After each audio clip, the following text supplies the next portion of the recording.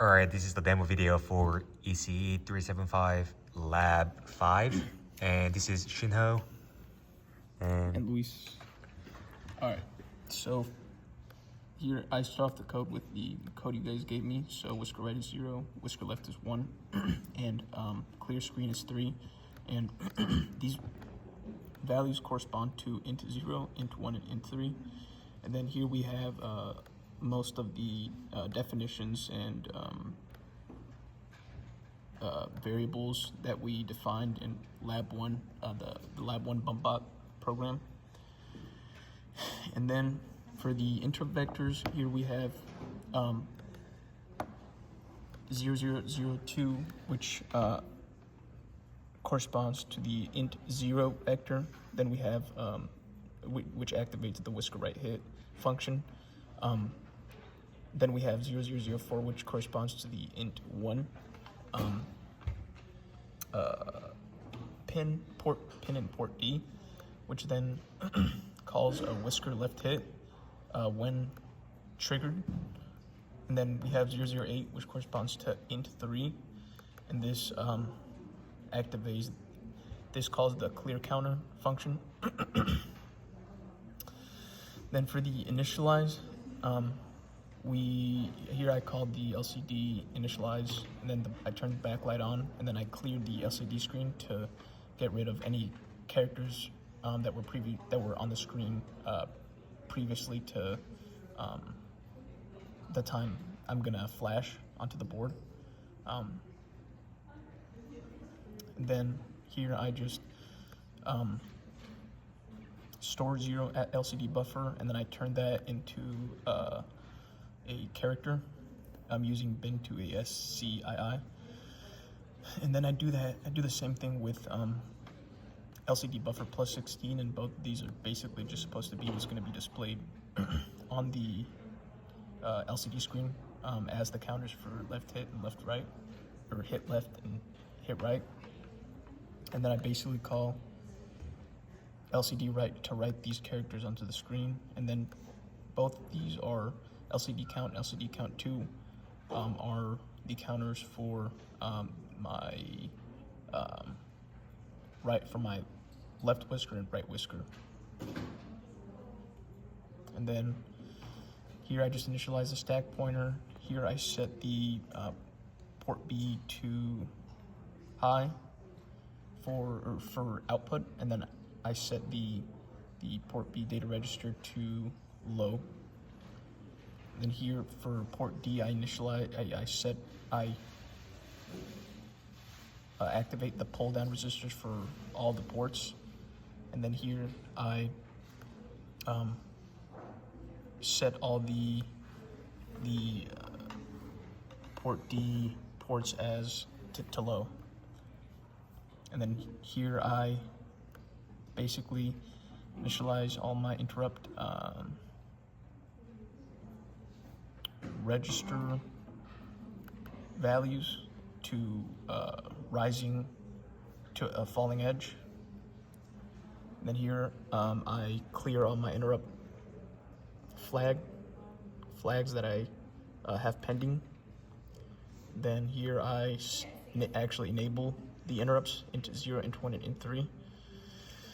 And then here in main, I just load the move forward command onto port B.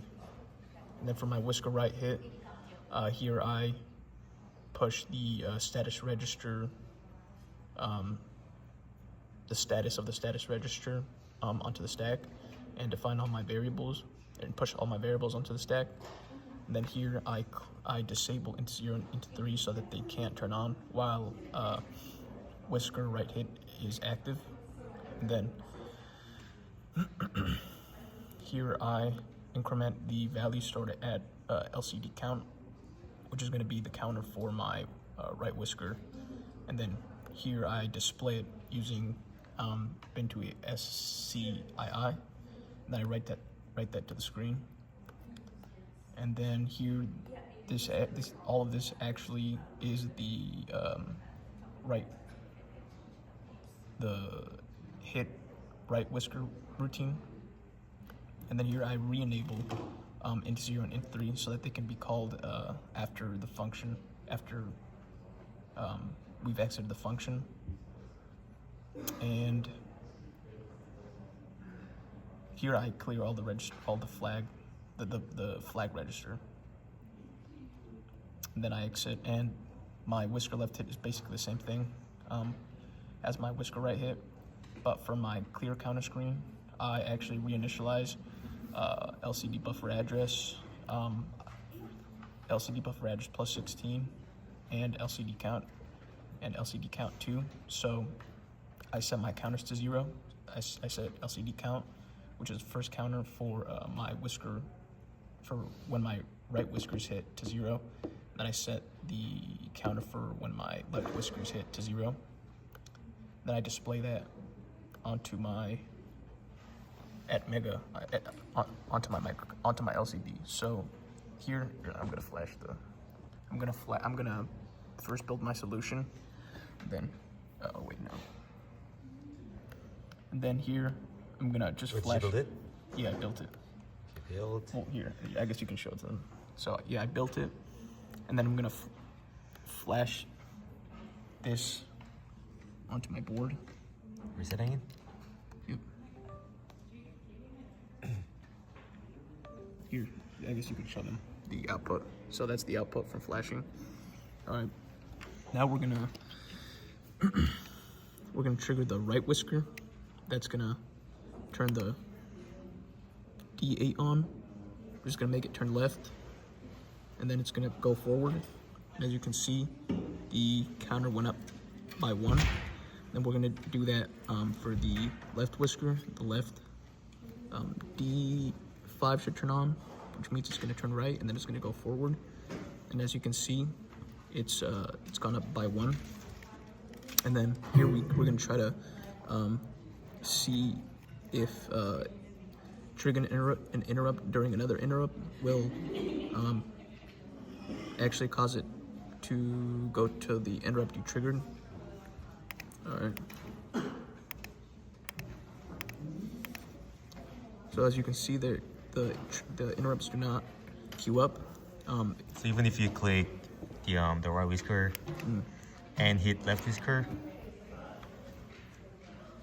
you can see that it does not queue up.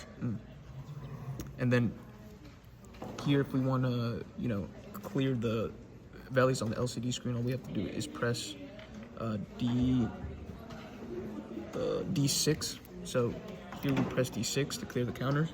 And as you can see, now it's 0. When we press the right whisker, the right counter goes up. We press the left whisker goes up. And then if we want to clear, then we press PD6 and it's cleared, and that's it. We're done.